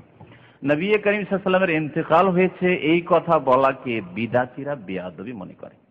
আর আমরা দেশে মনে করতাম, দেশের পড়াশোনায়, যে এটা মনে হয় বেরেলভিরা মনে করে, হায়াতুর রসুল হায়াতুন নবী, নবী জীবিত, বেরেলভিরা মানে রেজভি কবর পূজারীরা, এরাই মনে হয় এটা আকীদা রাখে, আর আমাদের দেওবন্দি ভাইরাই আকীদা রাখে না। এটাই ভাবতাম, তাদের সম্পর্কে একটা ভালো ধারণাই ছিল। কিন্তু আশ্চর্য হয়ে গেলাম যখন মাআরিফুল কোরআন মুফতি শফি সাহেবের কয়েক খণ্ডের তাফসীর, খুব প্রসিদ্ধ তাফসীর, অখণ্ড পাকিস্তান, পূর্ব পাকিস্তান, পশ্চিম পাকিস্তানের বেতার থেকে, রেডিও সেন্টার থেকে যা প্রতিদিন ভোরে প্রচার করা হয়তো, পরে সেটি তাফসীরের আকার ধারণ করেছে। এই তাফসীর, সেই তাফসীরের বাংলা অনুবাদ করলেন মহিউদ্দিন খান সাহেব, একজন প্রখ্যাত বাংলাদেশের আলেম। তাদের আকীদার অবস্থা, তারা সবাই দেওবন্দি নদভী। তাদের আকীদার অবস্থা যখন দেখলাম, সূরা আহজাব দেখার জন্য বলছি আপনার, সূরা আহজাবে আল্লাহ পাক যেখানে বলেছেন ওয়ালা আনতানকিহু আজওয়াজাহু আবাদা, নবী করিম সাল্লাল্লাহু আলাইহি ওয়াসাল্লামের বিবিগণকে তোমরা কখনো বিবাহ শাদী করবে না, এই আয়াতের তাফসীরে বলছেন শফি সাহেব, আর সেটিকে বাংলায় নকল করছেন মহিউদ্দিন খান সাহেব, মানে তারও আকীদা ওই আকীদা। আর এরা সব দেওবন্দের বা দেওবন্দি আকীদার শীর্ষস্থানীয় আলেম, শুধু আলেম নয়, 50 জনের একজন নয়, 100 জনের একজন নয়, 5 জনের একজন। তার এই আকীদা কি বলছে যে নবী করিম সাল্লাল্লাহু আলাইহি ওয়াসাল্লামের বিবিগণকে এই জন্যই বিবাহ করতে নিষেধ করা হয়েছে যে যেহেতু তিনি জীবিত। দেখতে চান যেই তাফসীরটি এই কারণে, এই রকম বহু ভুল থাকার কারণে সৌদি আরব ছাপিয়ে দিয়েছিল, তাদের উপর আস্থা ভরসা করে যে তারা সঠিক কথা হয়তো বলেছে, তাফসীর খুব সুন্দর, কিন্তু যখন দেখা গেল যে এরকম শিরকি বিদআতি কথাই ভরা, তাবিজ তোমারি আর সুফিবাদী আর পীর মুরিদিতে ভরা, আল্লাহ নিরাকার এসব বদআকিদাই ভরা। সূরা আত-তিন ওয়াজ যাইতুনের তাফসীর দেখেন, আল্লাহ নিরাকার, নিঃসন্দেহে আল্লাহ নিরাকার বলছে মুফতি শফি সাহেব বলছেন, আর ওর বাংলা তর্জমা করেছে খান সাহেব, আর ওটাকে নিয়ে এসে পেশ করছে সৌদি সরকারের কাছে যে আপনার কিং ফাহাদ কমপ্লেক্স থেকে একটা খুব ভালো তাফসীর আছে, ছাপিয়ে দেন, খুব ভালো হবে, উম্মতের ফায়দা হবে। কি ফায়দা? আল্লাহ নিরাকার, আর তাবিজ করা মুস্তাহাব, আর সুফিবাদ পীর মুরিদি ভালো, আধ্যাত্মিক উন্নতির জন্য পীর ছাড়া কোনো উপায় নেই। তারপরে আপনার নবী সাল্লাল্লাহু আলাইহি ওয়াসাল্লাম যেহেতু জীবিত, সেজন্য তার বিবিগণকে বিবাহ করতে নিষেধ করা হয়েছে। তো আরে বাবা, খান সাহেব আর মুফতি সাহেব তো গেছেনই দুনিয়া থেকে, আল্লাহ পাক ভালো জানেন যে কি হবে। বাকি কথা হলো যে তাদের যারা ভক্ত, তাদেরকে বলছি যে বাবারা, আল্লাহর হস্তে বলো, তাহলে আমার মাঝে আর আপনার মাঝে আর রাসূলুল্লাহর মাঝে কি পার্থক্য থাকলো? বরং একজন হিন্দু, ইহুদি, খ্রিস্টান আর রাসূলুল্লাহ সাল্লাল্লাহু আলাইহি ওয়াসাল্লামের মাঝখানে কি পার্থক্য থাকলো? কোনো পার্থক্য থাকলো না। কারণ একজন হিন্দুর বিবিকেও, একজন ইহুদির বিবিকেও আপনার বিবাহ করা জায়েজ নয়। একজন মেয়েকে আহলে কিতাবকে বিয়ে করা জায়েজ আছে, হিন্দু না হয় মুশরিক আছে বা বৌদ্ধ মুশরিক, কিন্তু আহলে কিতাব ইহুদি খ্রিস্টান তাদের মেয়েকে বিবাহ করা জায়েজ আছে না? জায়েজ আছে, এই মাসলা মনে রাখবেন। তবে তাদেরকে মেয়ে দেওয়া জায়েজ নয়, হারাম। মুসলিম মেয়ে ইহুদি খ্রিস্টান যেমন পশ্চিমা দেশে হচ্ছে, সাবধান। তো ইহুদি খ্রিস্টানের মেয়েকে বিয়ে করা জায়েজ আছে, অবিবাহিতা মেয়েকে। কিন্তু বিবাহিতা একজন খ্রিস্টান যুবক একটি খ্রিস্টান মেয়েকে বিয়ে করে নিয়েছে, তারপরে আপনাকে ওই মেয়ে বিয়ে করতে চায়। আজকাল ইন্টারনেটের যুগে ফাসেক মুসলিমরা ইন্টারনেটে বিয়ে করছে অনেকে, আর এগুলিতে ফেসে যাচ্ছে অনেক ক্ষেত্রে। তো ঘটনা বাড়িতে যাচ্ছে না, অনেক ঘটনা মনে চলে আসছে এই কথাগুলি বলতে গিয়ে, অনেক ঘটনা মনে চলে আসছে। খ্রিস্টান মেয়ের উপর আস্থা করছে আর তার মুসলিম জন্মগত মুসলিম মেয়ে বিয়ে করে আছে, না না আমার স্ত্রী সম্পর্কে সন্দেহ। আর একটা খ্রিস্টান মেয়ে ইন্টারনেট তার সাথে যোগাযোগ করেছে, ওকে বিশ্বাস করছে। হতে পারে তার স্বামী থাকতে পারে। কোন মেয়ে যদি খ্রিস্টানও হয়, ইহুদিও হয়, আর তার যদি স্বামী থাকে, তাহলে আল্লাহ পাক হারাম করেছেন ওয়াল মুহসানাতু মিনান নিসাই। ওয়াল মুহসানাত মানে এখানে মুতাজাওয়াজাত, বিবাহিতা কোন মহিলা তোমাদের জন্য হারাম। কারো বিবাহ বন্ধনে চলে গেছে, তোমার জন্য হারাম হয়ে গেছে। বরং বিভ্রান্ত করা যে তুমি তার কাছে থাকিও না, চলে এসো, তুমি তালাক নিয়ে, এটিও হারাম। নবী করিম সাল্লাল্লাহু আলাইহি ওয়াসাল্লাম বলেছেন, লাইসা মিন্না মান খাব্বাবা ইমরাতান আলা যাওজিহা। আমার উম্মতের অন্তর্ভুক্ত নয় কোন মানুষ যদি কোন মহিলাকে তার স্বামী সম্পর্কে তার অন্তরে ঘৃণা জন্ম দেয়, খারাপ করে দেয়, মন মেজাজ খারাপ করে দিলে বলে ধুর এইরকম স্বামী নিয়ে আসো, তোমাকে ভালো স্বামীর ব্যবস্থা করে দেবো, আমি বিয়ে করবো, দেখছো তো আমাকে, আর তোমার স্বামী কত দেখতে কুৎসিত ও গরিব, সেই ব্যক্তি নবী করিম সাল্লাল্লাহু আলাইহি ওয়াসাল্লামের উম্মতের অন্তর্ভুক্ত নয়। জি, এই হচ্ছে ইসলাম। তাহলে বলুন, একজন ইহুদি খ্রিস্টান বা একজন মুসলিম বিবাহ করে নিয়েছে, বিবাহ বন্ধনে আছে, ওই মেয়ে কোন মানুষের জন্য জায়েজ নয়, কারণ অমুকের স্ত্রী। তাহলে রাসূলুল্লাহ সাল্লাল্লাহু যতক্ষণ বেঁচে আছে, ইন্তেকাল করে গেল ইদ্দতের পরে জায়েজ। ওই রকমই যদি রাসূলুল্লাহ সাল্লাল্লাহু আলাইহি ওয়াসাল্লামের বিষয়টিও হয় যে যেহেতু নবী সাল্লাল্লাহু আলাইহি ওয়াসাল্লাম জীবিত, সেই জন্য তার বিবিরা কারোর জন্য জায়েজ ছিল না, তাহলে পার্থক্য কি থাকলো? রাসূলের সম্মান করলেন না মানহানি করলেন? চিন্তা করুন, চিন্তা করতে বলছি। আর আমরা রাসূলুল্লাহ সাল্লাল্লাহু আলাইহি ওয়াসাল্লামের এই শ্রদ্ধা করি যে আল্লাহ পাক স্পেশাল বিধান দিয়েছেন রাসূলুল্লাহ সাল্লাল্লাহু আলাইহি ওয়াসাল্লামকে, যে তার ইন্তেকালের পরেও কিয়ামত পর্যন্ত যদি হায়াত থাকতো, নবী সাল্লাল্লাহু আলাইহি ওয়াসাল্লাম আজওয়াজে মুতাহহারাত আয়েশা আর অন্যান্য সাফিয়া, উম্মে হাবিবা ইত্যাদি আজওয়াজে মুতাহহারাত উম্মাহাতুল মুমিনিনদের তবুও কোনো মানুষের জন্য জায়েজ হতো না, হারাম। ওয়া আজওয়াজুহু উম্মাহাতুহুম, আল্লাহ পাক বলছেন নবীর বিবিগণ তোমাদের মা। মা যেমন হারাম, চিরকাল হারাম, আপনার মা যতদিন বেঁচে থাকুক না কেন আপনার জন্য হারাম, ওই রকমই নবী করিম সাল্লাল্লাহু আলাইহি ওয়াসাল্লামের বিবিগণ হারাম, শ্রদ্ধা সম্মান এহতেরামের জন্য হারাম। এই জন্য হারামের কজ এই নয়, কারণ এই নয় যা শফি সাহেব লিখছেন আর খান সাহেব তর্জমা করছেন বাংলায়, যে যেহেতু নবী জীবিত আছেন সেই জন্য হারাম, না, কোনো সম্মান করলেন না, মানহানি নিজেরাই করছেন আর খোঁজ খবর রাখেন না সহিহ আকীদার। বড় আফসোস। কারো যদি সন্দেহ হয়, আয়াত বলে দিচ্ছি, আয়াতে তো সূরা আহজাবের তাফসীর দেখে নেবেন, আশ্চর্য হয়ে যাবেন পড়ে। নবী করিম সাল্লাল্লাহু আলাইহি ওয়াসাল্লাম তাহলে ইন্তেকাল হয়ে গেছে। দলিল নবী সাল্লাল্লাহু আলাইহি ওয়াসাল্লামের ইন্তেকালের, এক তো কুল্লু নাফসিন যায়কাতুল মউত আম, যে প্রত্যেক নফসকে, যার শ্বাস প্রশ্বাস আছে, যার আত্মা আছে, তার মওত আছে, কুল্লু নাফসিন যায়কাতুল মউত।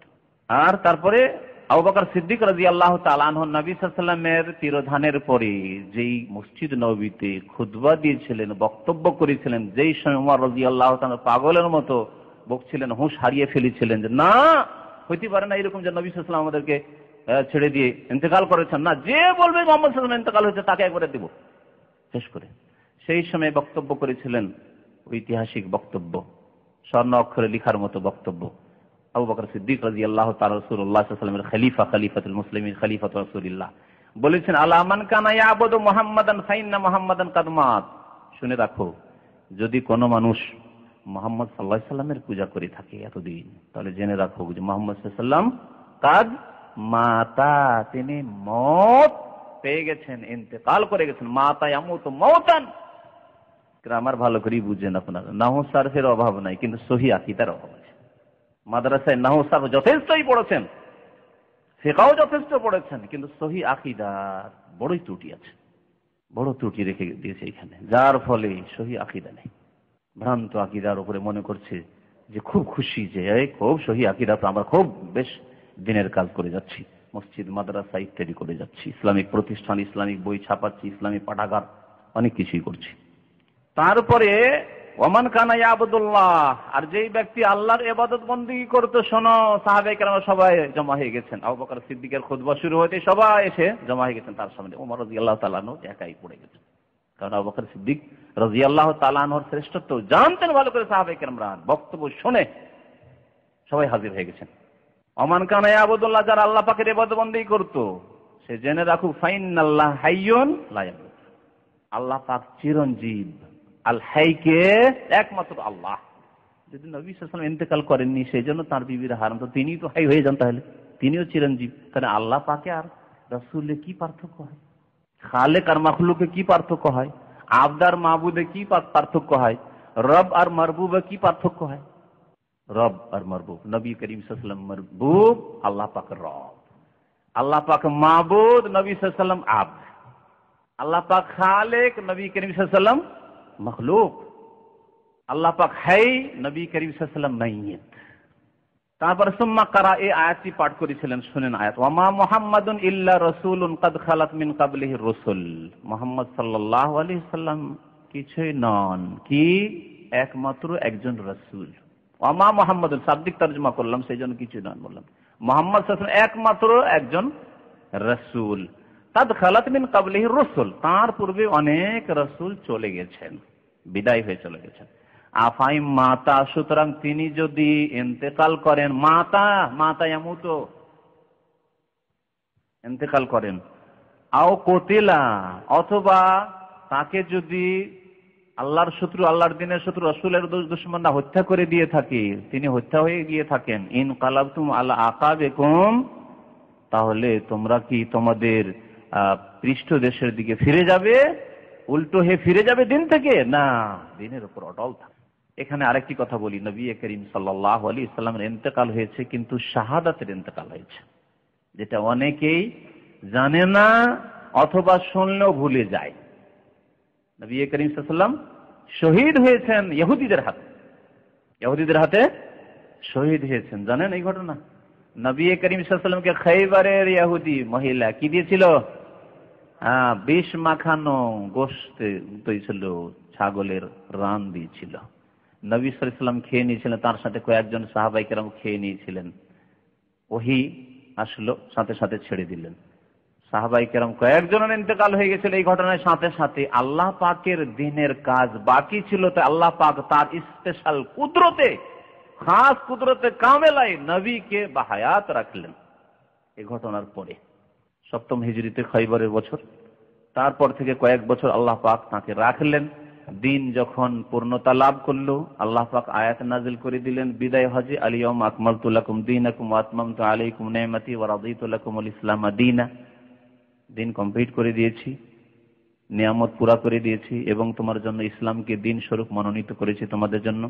আল্লাহ পাক সূরা নসর নাযিল করলেন, ইযা জা নাসরুল্লাহি ওয়াল ফাতহু ওয়া রাআইতান নাস ইয়াদখুলুনা ফি দীনিল্লাহি আফওয়াজা ফাসাব্বিহ বিহামদি রাব্বিকা ওয়াস্তাগফিরু ইন্নাহু কানা তাওয়াবা। এখন কাজ যখন শেষ হয়েছে, বিজয় চলে এসেছে, আল্লাহর সাহায্য চলে এসেছে, মানে দিনের কাজ হয়ে গেছে, এখন বেশি বেশি আখিরাতের কিছু সম্বল, ফাসাব্বিহ বিহামদি রাব্বিকা, প্রশংসার সাথে সাথে আল্লাহ পাকের তাসবিহ বেশি বেশি করুন, ওয়াস্তাগফির, আল্লাহর কাছে ক্ষমা মার্জনা কামনা করুন, বেশি বেশি ইস্তেগফার করুন, এবং প্রস্তুতি নেন আখিরাতে পাড়ি দেওয়ার জন্য। নবী করিম সাল্লাল্লাহু আলাইহি ওয়াসাল্লাম শহীদ হলেন, এটা কেমন করে বুঝবো? তখন তো বেঁচে গেলেন, তাহলে আর শহীদ হলেন কেমন করে? হ্যাঁ, নবী করিম সাল্লাল্লাহু আলাইহি ওয়াসাল্লাম বলছেন ইন্তেকালের পূর্ব মুহূর্তে, যে আমি এখন বুঝতে পারছি যে আমার আবহর নামক যে শিরা রয়েছে, সেই শিরাটি মনে হচ্ছে ছিন্ন ভিন্ন হয়ে গেল, আর ওই বিষ, যে বিষ আমাকে দেওয়া হয়েছিল খাইবারে, সেই বিষের কষ্ট আমি এখন অনুভব করছি। আল্লাহ পাক শাহাদাতের মর্যাদা দিয়েছেন প্রিয় রাসূল সাল্লাল্লাহু আলাইহি ওয়াসাল্লামকে এইভাবে। তো আল্লাহ পাক তাই বলেছেন যে তিনি যদি ইন্তেকাল করেন অথবা তাকে যদি খুন করে দেয় এই ইহুদিরা, তো ইনকালাবতুম আলা আকাবিকুম, তোমরা উল্টো দিকে ফিরে যাবে দিন থেকে, দিনের উপর অটল থাকো। দিন তোমাদেরকে আমানত দিয়ে চলে গেছেন, এখন আমানতকে আগে বাড়াও, সারা বিশ্বের মানব জাতি পর্যন্ত পৌঁছাও, এই তোমাদের দায়িত্ব। আর একটি আয়াত রয়েছে, কে বলতে পারেন? সূরা জুমারের আয়াত। আল্লাহ পাক ইরশাদ করেছেন, ইন্নাকা মাইয়াতুন ওয়া ইন্নাহুম মাইয়াতুন, হে নবী নিশ্চয় আপনি মৃত। মাইয়াত আজকে বাংলা ভাষায় আমরা ঘরে ঘরে বলি, গ্রাম অঞ্চলে বলি যে মাইয়াতকে দাফন করতে গিয়েছিলাম, তাড়াতাড়ি মাইয়াতকে দাফন করো, মাইয়াতকে গোসল দাও, বলি না? মাইয়াত, মাতা ইয়ামুত থেকে মাইয়াত মানে মৃত, মত মানে মৃত্যু, আর মাইয়াত মানে মৃত। ইন্নাকা নিশ্চয় আপনি মৃত, আপনি মরবেন। ওয়া ইন্নাহুম মাইয়াতুন, এবং তারাও মরবে, তারাও মাইয়াত হবে। সুম্মা ইন্নাকুম ইয়াওমাল কিয়ামাতি ইনদা রাব্বিকুম তাখতাসিমুন, তারপরে আল্লাহ পাকের দরবারে হাজির হইতে হবে, আর প্রত্যেকে সেখানে গিয়ে জবাবদেহি করবে, বাদ অনুবাদ করবে, আল্লাহ এটা করিনি, হ্যাঁ এই কথা, আল্লাহ তুমি মাফ করে দাও, আল্লাহ ভুল করেছিলাম, আল্লাহ সুযোগ দাও, তখন আর কর্মক্ষেত্র থাকবে না। যা করার এখান থেকেই করো, সম্বল কিছু নিতে হবে এখান থেকেই নাও। সূরা জুমার আয়াত নম্বর 30। তাহলে এরপরে এই আয়াতগুলি বয়ান করে দেওয়ার পরেও কি বলবেন না হায়াতুন নবী, হ্যাঁ নবী জীবিত ছিলেন, তাহলে তাদের হেদায়েতের মালিক আল্লাহ পাক রব্বুল আলামিন। ইন্নাকা লা তাহদি মান আহবাবতা, যাদের হেদায়েত ভালোবাসো তাকে তুমি হেদায়েত করতে পারবে না হে নবী, ওয়ালাকিন্নাল্লাহ ইয়াহদি মান ইয়াশা। হেদায়েত আল্লাহ পাকের এত মহান নিয়ামত, আজিম নিয়ামত, যাকে ইচ্ছা আল্লাহ হেদায়েত করবে। একজন সাধারণ অশিক্ষিত মানুষ, চাষী মানুষ, গরিব মানুষ, দুঃখী মানুষ, ক্লিনার মানুষ, তাকে আল্লাহ পাক হিদায়াত করছে। মাদ্রাসা পড়া আলেম গোড়া হয়ে থেকে যাচ্ছে মুতাশা, আমি বুঝি না, কোরআন হাদিস বুঝেন না, কোরআনের আয়াত বুঝেন না আপনি, আল্লাহ পাক কেন হিদায়াত করেন আপনাকে? কি করে আজ পর্যন্ত এই কোরআন আয়াতগুলি আপনার সামনে দিয়ে যায় না? কি করে আপনি বলছেন নবী জীবিত, সেই জন্য তার বিবি গুণ হারাম? হায়াতুন নবী, নবী বেঁচে রয়েছেন, কি করে বলছেন আপনি? তারা বলছেন আল্লাহ যে বলেছেন শহীদদেরকে তাদের হায়াত রয়েছে তাদেরকে মৃত বলিও না। সংশয় এখানে, শয়তান ওখানে ওয়াসওয়াসা দিয়েছে, শুবহাত, অন্তরের রোগ ব্যাধি সৃষ্টি করেছে। এর জবাব শুনে রাখুন ভালো করে। আল্লাহ পাক বলছেন মারাও গেছেন আর হায়াতও আছে, তাহলে সমন্বয় করতে হবে না, একটা নিতে হবে আরেকটা ছেড়ে দিতে হবে? আপনার আব্বা বাজারে পাঠালো, তখন বললো যে গোশত নিয়ে আসি। তারপর রাস্তায় গেছেন, তার টেলিফোন করে, মোবাইলের যুগ, বলছে সবজি নিয়ে আসবা। তখন কি করবেন? গোশতটা ক্যান্সেল করে দিয়ে সবজি নিয়ে আসবেন শুধু, নাকি? দুটাই নিতে হয়, সমন্বয় করতে হয় আল্লাহ পাকের কথা, রাসূলুল্লাহ সাল্লাল্লাহু আলাইহি ওয়াসাল্লামের কথা। আল্লাহ পাক বলছেন ওয়ালা তাকুলু লিমান ইউকতালু ফি সাবিলিল্লাহি আমওয়াত বাল আহইয়া, বরং তারা জীবিত রয়েছেন। যারা আল্লাহর রাস্তায় শহীদ হয় তাদেরকে তোমরা মৃত বলিও না, বরং তারা জীবিত। ওয়ালাকিন লা তাশউরুন, কিন্তু এই জীবন কেমন তোমাদের মতো, দুনিয়ার মতো তোমরা বুঝো না, অনুধাবন করতে পারবে না, উপলব্ধি করতে পারবে না, তোমাদের কোনো অনুভূতি নেই ওই জীবন সম্পর্কে। সেটি হচ্ছে বারজাখী জীবন, হায়াতুন বারজাখিয়া, পরলৌকিক জীবন। শরীর থেকে, দেহ থেকে আত্মা চলে গেছে, আত্মা মরেনি। আত্মা কোথায় গিয়েছে? এটা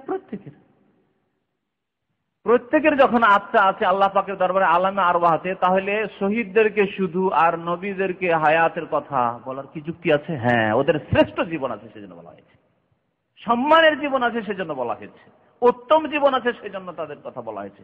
তাদেরকে তোমাদের মতো মৃত ভাবিও না, যে মরার পরে কবর আযাব, হ্যাঁ মরার পরে শাস্তি আর শাস্তি, ওই রকম ভাবিও না। তাদের জন্য আল্লাহ সম্মানজনক স্থান রেখেছেন আলামে আরওয়াহে, ইল্লিনে। এই হচ্ছে এর অর্থ। এর অর্থ এই নয় যে বাল আহিয়াউন, বরং জীবিত মানে আমাদের মতো জীবিত, আমাদের মতো জীবিত কথা করে ফেলে। আর মাসিক মদিনার কোন এক সংখ্যায় কয়েক বছর আগে এটাও লিখেছে যে নবী আমাদের মতো জীবিত। আর আশ্চর্য, মরিয়া মরেনি। আর এক ভাষা বলে শুধু খোল থেকে বেরিয়ে চলে গেছে, খোল থেকে বেরিয়ে, কিন্তু তারপরে আরো শক্তিশালী জীবন পেয়ে গেছে। শক্তিশালী মরে যাওয়ার পরে, মানে খোল থেকে, এই বডি থেকে বেরিয়ে যাওয়ার পরে আরো নাকি শক্তিশালী জীবন পেয়ে যায়, মানে দুনিয়াতে যাও দিতে পারেনি, করতে পারেনি, তা আরো করতে পারে। সব শিরকি কথা। জি, কোনটি? কোন হাদিস? নবী করিম সাল্লাল্লাহু আলাইহি ওয়াসাল্লাম কবরে সালামের জবাব দেই, রূহ ফিরিয়ে দেওয়ার হাদিস। প্রথম কথা, দুটি মত রয়েছে এই সম্পর্কে। একদল ওলামারা বলছেন হাদিস সহিহ, কিছু ওলামারা বলছেন হাদিস হাসান বা সহিহ। তাহলে এটিও পরলৌকিক বিষয়। জবাব দেন নবী সাল্লাল্লাহু আলাইহি ওয়াসাল্লাম। প্রত্যেক সময় তো সালাম আর সালাত চলতি আছে, নামাজ চলতি আছে, আসসালামু আলাইকা ইয়া নবী বলতেই আছেন, আত্তাহিয়াতুতে আল্লাহুম্মা সাল্লি আলা মুহাম্মদ বলতেই আছেন, আর ওখানে গিয়েও সালাম চলতেই আছে। তাহলে সবসময় জীবিত। দুনিয়ার ওপর যদি কিয়াস করে ধারণা করেন যে পৃথিবীর মতো পরলৌকিক জীবন, তাহলে কখনো বুঝতে পারবে না। তাই আল্লাহ বলছেন ওয়ালাকিল্লাহ তাশউরুন, তোমরা উপলব্ধি করতে পারবে পরলৌকিক জীবন কেমন। আমি একটি আরো উদাহরণ দিই, আর এটি আমার শুধু নয়, অনেক গবেষক ওলামারা লিখেছেন যে মায়ের পেটে যে শিশু থাকছে তারও জীবন আছে, আর আমারও জীবন আছে, আপনারও জীবন আছে। মায়ের পেট থেকে ভূমিষ্ঠ হয়ে যে বাচ্চা শিশু চলে এসছে, একদিন, 3 দিনের, 4 দিনের ছেলে, তারও জীবন আছে। দুটো জীবনে কত পার্থক্য। তাহলে দুনিয়ায় যদি এত পার্থক্য থাকে পেটে আর পেটের বাইরে আসায়, তাহলে দুনিয়ার আখেরাতে, বারজাখে আর দুনিয়ায় কত পার্থক্য রয়েছে। বারজাখী হায়াত রয়েছে রাসূলুল্লাহ সাল্লাল্লাহু আলাইহি ওয়াসাল্লামের, সোহাদায়ে কেরামের, সাহাবায়ে কেরামের, জি আল্লাহর নেক বান্দাদের। ওয়াদিনহু বাকিন, নবী করিম সাল্লাল্লাহু আলাইহি ওয়াসাল্লামের দ্বীন অবশিষ্ট থাকবে, বাকি থাকবে, অব্যাহত থাকবে। এই দ্বীনকে সারা পৃথিবী থেকে নিশ্চিহ্ন করতে পারবে না। এর নিশ্চয়তা রয়েছে। হ্যাঁ, কোন জায়গায় দেখা গেল যে না চেপে গেল, আরেক জায়গায় দেখে উঠে গেল। আজকাল আলহামদুলিল্লাহ সুসংবাদ বিভিন্ন জায়গায় শক্তিশালী হচ্ছে। সোমালিয়ায় দিন ইসলাম শক্তিশালী হচ্ছে।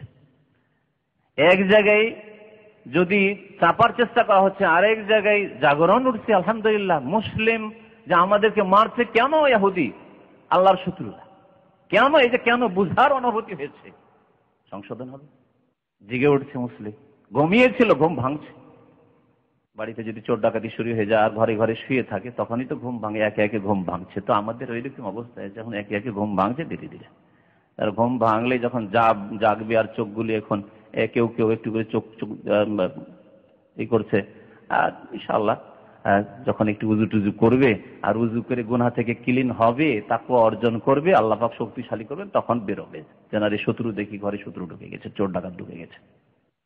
ওয়াহাযা দীনুহু, নবী করিম সাল্লাল্লাহু আলাইহি ওয়াসাল্লামের এই হচ্ছে দ্বীন। লা খায়রা ইল্লা দাল্লাল উম্মাত আলাইহি, এমন কোন কল্যাণের পথ ছিল না সে যে সম্পর্কে নবী করিম সাল্লাল্লাহু আলাইহি ওয়াসাল্লাম দিক নির্দেশনা দেননি। মানে প্রত্যেকটি কল্যাণের কাজের দিক নির্দেশনা দিয়েছেন। তাহলে কারো জন্য এই রকমের অবকাশ নেই, সুযোগ নেই যে একটা ভালো কাজ আছে এটা করলে ভালো, যদিও হাদিস কোরআনের নেই, কিন্তু কাজটি ভালো। আর বিদআত সবগুলির পিছনে এই ভ্রান্ত ধারণা কাজ করছে। যদিও নবী সাল্লাল্লাহু আলাইহি ওয়াসাল্লাম মিলাদ মাহফিল করেননি, ঈদে মিলাদুন নবী করেননি, তবু কাজটা তো ভালো। বিদআতকে দুই ভাগে ভাগ করা, বিদআতে হাসানা আর সাইয়্যা। খারাপ বিদআত করব না, ভালো বিদআত করছি। যদিও নবী করিম সাল্লাল্লাহু আলাইহি ওয়াসাল্লাম সাহাবায়ে কেরামরা মুরিদ বানাননি, খানকা তৈরি করেননি, দরবার শরীফ তৈরি করেননি, কিন্তু এগুলো দিয়ে কাজ হচ্ছে তাই করছি। মাদ্রাসার উপর কিয়াস করা শুরু, আরে মাদ্রাসা কোরআন সুন্নাহর চর্চা করার জন্য নবী করিম সাল্লাল্লাহু আলাইহি ওয়াসাল্লাম মসজিদে নববীতে তার মাদ্রাসা ছিল। তখনকার যুগের যে মুসলমানগুলি ছিল তার জন্য মসজিদে নববী মাদ্রাসা হিসেবে যথেষ্ট ছিল। এখন মদিনা ইউনিভার্সিটির 5,000 10,000 ছেলেকে কি আর মসজিদে নববীতে পড়ানো সম্ভব? সেই জন্য প্রয়োজন হয়েছে মাদ্রাসা, ইসলামিক ইউনিভার্সিটির প্রয়োজন হয়েছে, কলেজের প্রয়োজন হয়েছে। কিন্তু তার উপরে কিয়াস করে আপনি কোন শিক্ষা দিচ্ছেন নিয়ে গিয়ে ওদেরকে দরবারে আর খানকাতে আর চিল্লাতে? কোন শিক্ষা দিচ্ছেন ওখানে যে আমরাও তো আপনারা যেমন 8 বছর 10 বছর পড়ে মাদ্রাসা থেকে ফারিগ হন, আমরা ওইখানে চিল্লা দিয়ে ফারিগ হইতে যাচ্ছি? ভ্রান্ত কথা এগুলি। যে কোনো কল্যাণের পথ যদি 40 দিনে যাওয়া কল্যাণের পথ হইতো, নবী করিম সাল্লাল্লাহু আলাইহি ওয়াসাল্লাম তা অবশ্যই বাতলে দিতেন। কোন এক সফরে বাবা কমপক্ষে 40 দিন পুরা কর, কারণ মুসা আলাইহিস সালাম 40 দিন তুর পাহাড়ে গিয়েছেন, 30 কে 40 পুরা করলেন, তোমরাও 40 পুরা করো একবার। নবী সাল্লাল্লাহু আলাইহি ওয়াসাল্লাম করাইতেন। কোথায় করেছেন? তায়েফে। আরে মার খেলাম 40 দিন থাকি, এদিক সেদিকে থাকি, দেখি 40 দিন একটা বরকত বের হবে। 1400 বছর পরেই কেন এই বরকত বের হইতে শুরু হইল? এতদিন কেন হইল না? তো মনে রাখবেন এই আকীদা আমাদের, যে নবী করিম সাল্লাল্লাহু আলাইহি ওয়াসাল্লাম কোনো ভালো পথ ছেড়ে দেননি। যা ভালো পথ ছিল আল্লাহ দিয়েছেন, তিনি আমাদের পর্যন্ত পৌঁছিয়ে দিয়েছেন। লা খায়রা, এমন কোন কল্যাণ ছিল না ইল্লা দাল্লাল উম্মাত আলাইহি, উম্মতকে সেই রাস্তা দেখিয়ে দিয়েছেন, খায়রের কল্যাণের রাস্তা দেখিয়ে দিয়েছেন। ওয়ালা শাররা, কোনো খারাপ পথ ছিল না ইল্লা হাযযারাহা মিনহু, যেই পথ থেকে নবী করিম সাল্লাল্লাহু আলাইহি ওয়াসাল্লাম সতর্ক করেননি, এমন কোনো পথ নেই। খারাপ হইলে সতর্ক করে দেওয়া হয়েছে। আল্লাহ পাক খাবায়েস থেকে সতর্ক করে দিয়েছেন। যদিও বিড়ি সিগারেট আজকের জামানায় 100-200 বছর থেকে হইলো, চায়না থেকে শুরু হইলো, আগে ছিল না, 1200 বছর পর্যন্ত ছিল না, তবুও এতে থেকে কোরআনে কারীমে রাসূলুল্লাহ সাল্লাল্লাহু আলাইহি ওয়াসাল্লামের হাদিসে সতর্ক করে দেওয়া হয়েছে যে খবিস জিনিস খাবে না। ওয়া ইউহাররিমু আলাইহিমুল খাবায়েস, খাবায়েসকে হারাম করা হয়েছে। আপনি কত খাবায়েস মনে করছেন যে সেটা আপনি নিজেও মসজিদে খেতে পারবেন না, আপনি বাবা মায়ের সামনে পারছেন না। হ্যাঁ, আপনার ছোট ছোট ছেলে মেয়ে অনেক সময় যদি আপনি জ্ঞানী মানুষ হন, তাদের সামনে আমার ছেলেগুলি শিখে নেবে, যা বাইরে যা। খাবায়েস, নোংরা ছবি, যদি একটু যদি জ্ঞানী হন তাহলে ছেলে মেয়েকে নিয়ে নোংরা ছবি দেখতে পারছেন না, ফিল্ম দেখা, ছবি দেখা লোকেরাও বাইরে বের করে দেয়, স্বামী স্ত্রী দিচ্ছে। পাপ করি আমরাই করি, আর ছেলেগুলি যত খারাপ না হয়ে যায়। যদি এখন থেকে দেখে তাহলে এরা তো 10 বছর ওই খারাপ হয়ে যাবে। ওদের চিন্তা, কিন্তু আপনার নিজের চিন্তা নেই যে নিজে ধ্বংসে চলে যাচ্ছে। তাহলে বুঝতে পারছেন যেগুলি খাবায়েস, খবিস কাজ, সেজন্য আমি ছেলে মেয়েকে দেখতে দেবো না।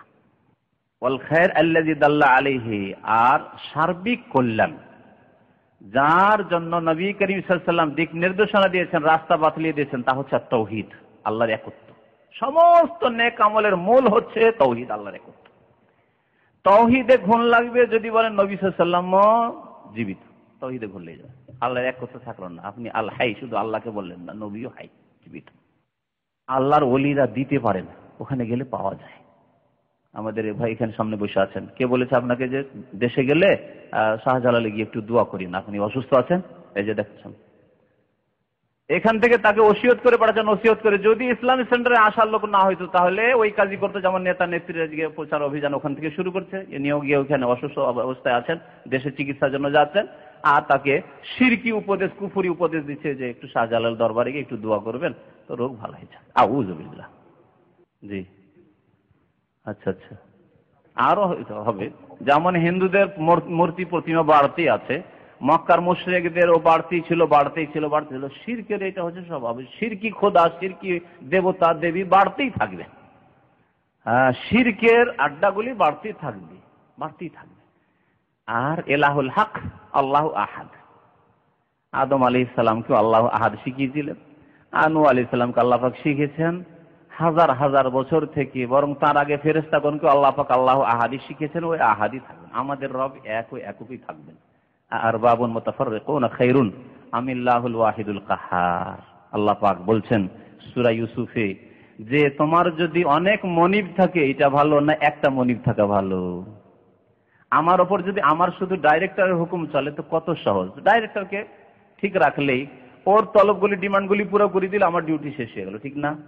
কিন্তু ডাইরেক্টর পুরো করার পরে আসছে অ্যাসিস্ট্যান্ট ডাইরেক্টর, তারপরে আসছে আবার সুপারভাইজার, তারপরে আসছে ফোরম্যান, তারপরে আসছে ওই সাপোর্ট ডিপার্টমেন্ট, তারপরে আসছে আবার ওই ইনফরমেশন ডিপার্টমেন্ট, তারপরে আসছে আর একটা কি বলছে যেটা রিলেশন, পাবলিক রিলেশন ডিপার্টমেন্ট। ওরা এই দাও তুমি, এই দাও তুই, এই দাও। যদি এইরকম হয় তাহলে কি অবস্থা হবে আমার ডিউটির?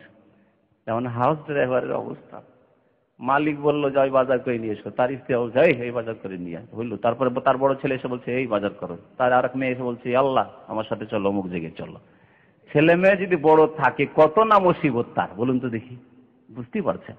তো মুশরিকদের অবস্থা এরকম, কবর পূজারীদের অবস্থা ওই রকম। কাকে রাজি করবে? শাহজালালকে রাজি করে তো আজমিরের খাজা বাবাকে তো রাজি করা হয়নি। খাজা বাবাকে রাজি করলো তো আব্দুল কাদের জিলানী, ওই তো ইরাক তো পয়সা নেই, পৌঁছিতেই পারিনি। হ্যাঁ, গৌসুল আজমকে তো রাজি করতে পারিনি, এখন যেতেই পারিনি। হ্যাঁ, লা হাওলা ওয়ালা কুওয়াতা ইল্লা বিল্লাহ। আল্লাহ পাক কত সুন্দর কথা, আর বাবু মুতাফাররিকুন খায়রুন আমিল্লাহুল ওয়াহিদুল কাহ্হার। এতগুলি আর বাবুল আর বাব রব্বের জামা, এতগুলি রব, তোমাদের দেবী দেবতা আর মাজার খাজা আর শাহজালাল আর অমুক আর তমুক, এগুলি তোমাদের জন্য খায়র, এগুলি ভালো না আমিল্লাহুল ওয়াহিদ, সেই আল্লাহ যিনি আল ওয়াহিদ আল কাহার, যিনি সর্বজয়ী সর্বশক্তিমান, তিনি ভালো তোমাদের জন্য যথেষ্ট। আল্লাহ পাকে রাজি করে দিয়েছো, পৃথিবীর কি আমার কথাই রাজি হইলো, আমার নামাজে রাজি হইলো, আমাকে দেখে শুনে রাজি হইলো, আমার চাল চলনে রাজি হইলো না হইলো এটা আমার দেখার নেই। আমার ওপর আল্লাহ পাক রাজি আছে। আল্লাহর হক আমি সুন্দরভাবে আদায় করেছি, মাতা পিতার হক আমি সুন্দরভাবে আদায় করেছি, স্ত্রীর হক আমি ভালোভাবে আদায় করেছি, ছেলে মেয়ের হক আমি ভালোভাবে আদায় করছি, আমার দেশবাসী গ্রামবাসী মুসলিম ভাইদের হক ভালো করে আদায় করেছি, অমুসলিম যারা রয়েছে তাদের যে হক রয়েছে আমাদের উপর অবশ্যই তাদের হক রয়েছে, সেই হকও আদায় করেছি, তাদের উপর জুলুম অত্যাচার আমি করিনি, বাড়াবাড়ি সীমা লঙ্ঘন করিনি। আল্লাহ আমার উপর রাজি আছে, যথেষ্ট আমার জন্য। আর ধরে ধরে কি রাজি হইলো, অমুক নেতা রাজি হইলো কিনা, অমুক নেত্রী রাজি হইলো কিনা, অমুক পীর রাজি হইলো কিনা, অমুক হুজুর রাজি হইলো না কিনা, অমুক কিবলাকে রাজি করতে পারলাম কিনা, পেরেশানির শেষ নেই। আর বাবুল মুতাফাররিকুন খায়রুন আমিল্লাহুল ওয়াহিদুল কাহ্হার। আল্লাহু আকবার। কোরআন যদি মানুষ তিলাওয়াত করে তরজমা তাফসীর সহ তাহলে বিভ্রান্ত কোনোদিন হবে না। কিন্তু কোরআন আসমানি সিলেবাসের আদর্শ থেকে, তাফসীর থেকে, ব্যাখ্যা থেকে আমরা দূরে হয়ে গেছি। আমরা তাকে গরজ মনে করি না, শিখিয়ে দেয়। সেই জন্য আমাদেরকে শয়তান বিভ্রান্ত করার সুযোগ পেয়েছে তাওহীদের ক্ষেত্রে। সবচাইতে বড় যে দাওয়াত বা যে কল্যাণ আল খায়র, সার্বিক কল্যাণ, তা হচ্ছে তাওহীদ, আল্লাহর একত্ব। আল্লাহর একত্ব যদি থাকে আর কিছু পাপও থাকে, আল্লাহ পাপগুলিকে দুনিয়ার কিছু শাস্তি দিয়ে, বালা মুসিবতে পড়লেন, অসুখ বিসুখ হইলো, ইত্যাদি হইলো, এই দিয়ে আল্লাহ মাফ করে দেবেন। অথবা কবরে কিছুদিন আযাব হলো, তা দিয়ে মাফ হবে। তাতেও যদি না হয় তো আখিরাতে হাসর মাঠে ঘামে হাবুডুবু করে মাফ হবে। আর না হলে পুলসিরাতের উপরে গিয়ে কিছু আঁচড় টাচড় লেগে, যেমন হাদিসে আছে, কিছু জখম টখম হয়ে তাতেও মাফিও জান্নাত যেতে পারেন। তাতেও যদি না হয় আরো কিছু পাপ আছে, জাহান্নামে গিয়ে 2, 4, 10 বছর 50 বছর থেকেও মাফ হবে। কি বুঝলেন? তাওহীদ যদি থাকে তো মাফ হবে, একদিন জান্নাতে ফিরে আসবে। আর যদি তাওহীদ না থাকে, হাজার গাড়ি নামাজ থাকে, নফলের অভাব নেই, কিন্তু তাওহীদ নেই, মাজার পূজা, তাবিজের উপর আস্থা ভরসা, মাজারে গিয়ে খাসি মোরগ জবাই করা, মাজারের জন্য মান্নত করা, চাদর চড়িয়ে আসা, আল্লাহ কোনোদিন মাফ করবেন না। নামাজ রোজা কোনো কিছুই কাজে আসবে না, ওগুলোর জন্য আল্লাহ দুনিয়াতে দিয়ে দেবেন। হ্যাঁ, বিদাতিরা অনেকে ধনী পয়সাওয়ালা, অনেকে বড় বড় নেতৃত্বে অধিষ্ঠিত, বড় বড় নেতৃত্ব তারা দিচ্ছে, দুনিয়া দিয়ে দিচ্ছেন, ভালো কিছু কাজ করছে, দুনিয়া আল্লাহ পাক দিয়ে দিচ্ছেন তাদেরকে। আল্লাহ পাক যারা কিছু ভালো কাজ করে তাদের আমলকে একেবারে নষ্ট করে দেন না, এই জন্য পার্থিব জগতে দুনিয়াতেই দিয়ে দেন। কিন্তু মুমিনদেরকে, তৌহিদবাদীদেরকে, আল্লাহর একত্রে যারা বিশ্বাসী, আল্লাহর একত্রে প্রতিষ্ঠাকারী যারা, তাদেরকে আল্লাহ দুনিয়াও দেবেন, আখিরাতও দেবেন, যাদের প্রশংসা আল্লাহ পাক করেছেন। হ্যাঁ, ওয়ামিনহুম মান ইয়াকুলু রাব্বানা আতিনা ফিদ দুনিয়া হাসানা ওয়া ফিল আখিরাতি হাসানা, দুনিয়ারও হাসানা আল্লাহ দেবেন আর আখিরাতের হাসানা দেবেন। ওয়া কিনা আযাবান নার, জাহান্নামের আযাব থেকে আল্লাহ রেহাই দেবেন ইনশাআল্লাহ। আল্লাহ যেন আমাদেরকে এর তৌফিক দান করেন। উলাইকা লাহুম নাসিবুম মিম্মা কাসাবু আল্লাহু সারিউল হিসাব, এরা যা কিছু উপার্জন করবে তাদের আল্লাহ তাদের নসিব দিবেন, তাদের নসিব ভালো করবেন, তাদেরকে আল্লাহ বড় অংশ দেবেন। আল্লাহ পাক যেন আমাদেরকে বোঝার এবং আমল করার তৌফিক দান করেন। আল্লাহ পাক যেন আমাদের গুনাহ খাতা মাফ করে দেন, ভুল বুঝাবুঝি যেন আমাদের দূর করে দেন। আল্লাহ পাক আমাদের সংশয়গুলি, শুবহাতগুলি যেন দূর করে দেন। আল্লাহ পাক আমাদেরকে সহিহ আকীদা বোঝার, অনুধাবন করার আর তার প্রতি আমল করার, চলার জন্য তৌফিক দান করেন। ব্যক্তি পূজার অন্ধত্ব থেকে আল্লাহ পাক আমাদের হেফাজত করেন। আমিন ইয়া রাব্বাল আলামিন। সাল্লাল্লাহু আলা নবিয়িনা মুহাম্মদ।